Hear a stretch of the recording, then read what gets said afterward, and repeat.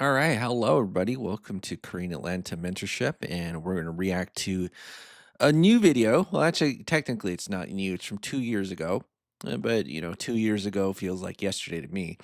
Empty classrooms, abandoned kids inside the Great Teacher Resignation. I don't know if you knew this or not, but I did teaching for 6 months, and I was like, I'm out of here because you're set up to fail, and you don't really get paid that much either. It's kind of sad. Like, I mean, you're probably starry-eyed if you're going to teaching thinking you're gonna make a difference, and then you realize that society in general takes advantage of the people who they say are the heroes of society. Remember back in 2019, 2020, everybody, like, who is labeled an essential worker was really just a disposable worker, which is kinda sad, and that's what really happens with, teaching. So, we'll take a look at what the New York Times is saying, so let's go ahead and play this. I know over 20 teachers who have quit. 30, 20, 25. Teachers are quitting by the masses. Teachers that were just colleagues of mine were in tears coming to me saying, I'm so glad you got out. I'm so glad you got out. Wow, that's like prison. "I'm so glad you got out." Do prisoners even say that when to each other when they get out? Man, that's so sad. I'm pretty sure it wasn't like this for my teachers back in the day, or was it? I feel like kids these days are pretty are worse than they were ever before. Educators are quitting their jobs in alarming numbers. Schools are missing hundreds of thousands of staff, and more than half of educators say they're thinking of leaving. And I resigned my position as teacher. I submitted my resignation last week. I will be leaving Gwinnett County Schools. Oh, that's Georgia, Gwinnett County. So even here in Georgia, it's pretty bad, right? And Gwinnett County schools are supposedly the good school district. So why are they so desperate to get out? Teaching was never easy, right? It's not the way it used to be. Was it COVID? The education crisis was very much here way before COVID. Are the kids out of control? And that's not it at all. This is failure by design. The education system is crumbling because America's politicians made it fail. Underfunded, abandoned during COVID, and vilified in America's vicious culture war. Teachers have had enough. The real losers are the kids.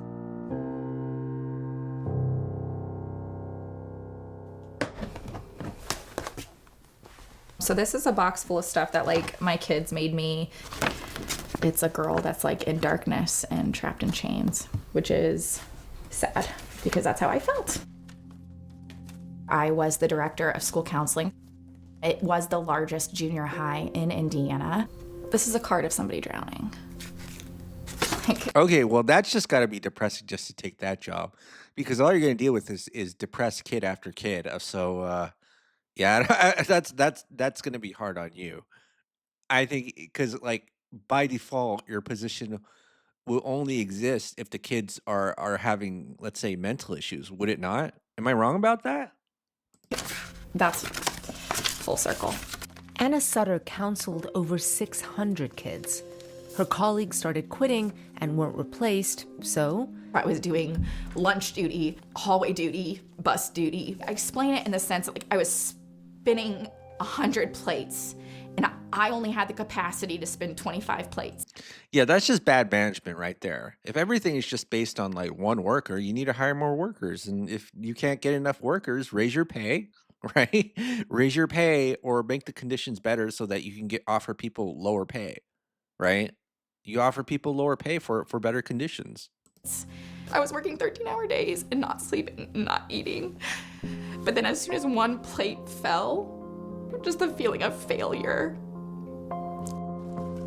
You're not a failure. Anna quit in March with no job lined up.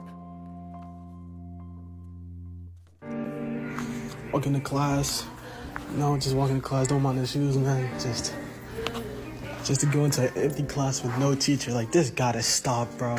It is so bad, I want to give you a 0, but that's not possible. So I give you a 1. There was no sub nor teacher in our class for the whole period. They couldn't even get a sub? I'm curious. I'm always curious where this is happening, you know? Like, is it California? I'm pretty sure California will have plenty of jobs for subs or plenty of subs who want to work. Millions of kids are showing up to classrooms with no permanent teacher.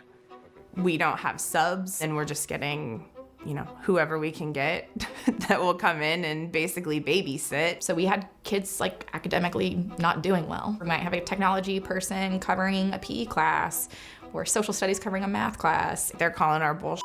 They know that we're just cycling people through. We wanted our students to see. It is time to fully fund public education. Shut it down! Shut it down! Teachers called out the deepening crisis for years. Well, I cry bullshit. You don't respect us. If you respected us, you'd listen to us. You don't appreciate us. If you did, you wouldn't make our jobs literally impossible to do. So I'm going to give you some, I don't know if it's going to be advice. I don't like to say I give advice, but if you're working in any sort of bureaucratic institution like teaching or a hospital, don't be in the front lines, right? Like, you're going to make your life a lot harder than it has to, and be like this lady where she's like, she can't go to sleep at night, right? And I'm saying this because I care about you, believe it or not. If you're thinking about being in the front lines, don't do it. Don't do it. Get a cushy administrator job. It's much easier to be a hospital administrator than to be a nurse, right? Just like it's much easier to be a school administrator than a teacher. Just aim for that, because our society is a two-tiered society where it's like administrators versus the frontline worker. They pleaded with legislators for decent wages, but nationally, salaries went down. We are making 10% less money than we were a decade ago. That's in Indiana. In Missouri, officials just raised the minimum starting salary to $38,000. But it's temporary. They'll go back to $25,000 soon. Know who makes more?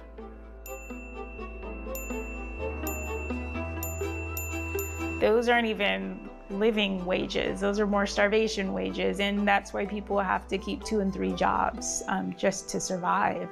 I worked at an ice cream shop, grocery delivery, a tutor, waited tables, Uber and Lyft, bouncer. I work approximately 60 to 70 hours per week. I'm exhausted.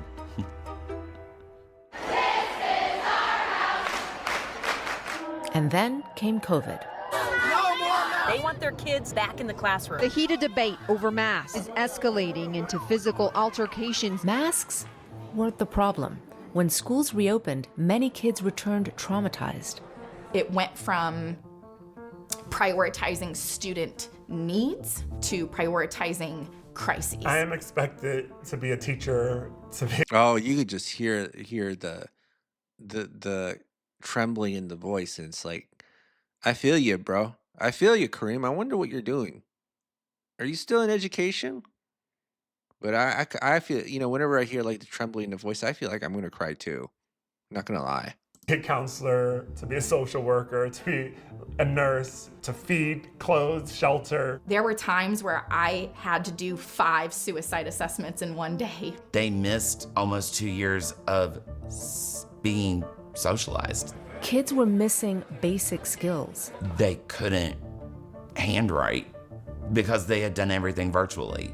This is just your reminder to check in on your teacher friends because this shit is not easy. I'm joining the crying in your car teacher trend because you just feel like everything you do is shit. And educators who actually made it through the last 2 years are facing this. Please stop the sexual grooming of our children. You're not gonna let them put the books on the shelf. Public schools have vivid pornography in it. It's really frustrating to hear about whether it be how we're indoctrinating or how we're teaching the wrong things or how we need cameras to watch us because we're not doing the right stuff. Our school system is for educating kids, not indoctrinating kids. Yeah, Florida had thousands of teacher vacancies this year. Stop indoctrinating our children. Stop indoctrinating their kids with crazy messages. In the last 2 years, over a dozen states have prioritized passing laws to restrict what teachers can teach or even say. Those same states have some of the worst teacher vacancy rates in the nation. You know what's really crazy is that I see a lot of like teacher TikToks and they do say some insane things. I'm like, that's kind of crazy. You know? Actually, let me just do a quick YouTube search. Okay. Let me just do a quick YouTube search on crazy teacher TikToks. Because when I went to school, like if I heard that, like, yeah, that's kind of insane because like I never heard anything like that from my teachers. But then when you see these like TikTok, see these, um, like this one right here, they are kind of insane. This one right here, I remember watching this 3 years ago. That felt kind of insane too. Uh-oh. You can't say this word in Marvel Rivals. Uh-oh. Right? But yeah, I mean, so again, times have changed. Yeah, times have changed. So whenever I see that, and you're a teacher, you kind of do scratch your head a little bit. And I heard this kind of goes on in the small counties as well. The ones that are kind of rural and known for being conservative. So but I don't know what's going on because it's been a long time since I've stepped in the classroom. Probably what was more prevalent is not that, but the apathy and the not caring and the no social skills. Right? That was really prevalent. I think that that's absolutely driving a ton of people out of the profession. By putting censorship first, politicians with their warped priorities are deflecting from the real problem, making sure kids even have teachers. We rely on teachers to not give a about themselves. We rely on teachers to not care about themselves. We rely on teachers to not know their worth and to not know what they deserve. When we have no adult in the classroom, it sends a message directly to the kids, and that is, no one really cares about me. If you cared, you'd be here. It feels like abandonment. You know what's crazy? I was just talking about hospitals, and then the next story's hospital greed is destroying our nurses. Folks, like I said, don't be in the front lines. You'll thank me for this. Now, here's the other thing too. This reminds me of the episode of The Simpsons. Simpsons, because they predicted everything. PTA disbands. You ever see that one? It totally reminds me of this. In fact, let's watch this one. It's only 50 seconds.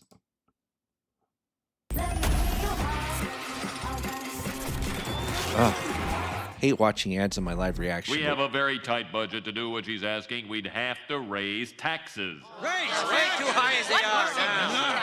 Taxes are bad. It's your children's future. Oh, yeah, children are important. Yes. It'll cost you. Oh, the taxes. Right. God, you're gonna raise taxes. Come on. All right, that's a good point. Yes. Oh, yeah, the taxes. The finger thing means the taxes. Well, I guess this is a case where we'll have to agree to disagree. I don't agree to that. Neither do I. Oh, this is a deli of a pickle. Oh, my God. The PTA has disbanded. No, the PTA has not disbanded. That's just genius right there. But yeah, the taxes, the finger thing means the taxes. It's funny because they don't even talk about that in like these debates about raising taxes. It's just maybe they have a lot of money and they just improperly use it. But yeah, that's where we're at today with education, folks. I'll probably do a reaction on nursing. In fact, I know a nurse who makes a good amount of money. I know kind of at the end of her career. And she asked me for advice on like real estate. I was like, "Don't you own more real estate than I do?" And it turns out when I did these velocity banking presentations with her, she realized she probably could have paid off like 3 properties in like 6 years. And then I think that's where I came up with the term velocity banking poker face, because it's like the face of regret when you could have done things a little bit better. All right, well that's it for today, folks. Have a great day, and I'll see you in the next video. Sad times for people in the education space because you could just hear the tears and people crying. All right. Good day, everybody.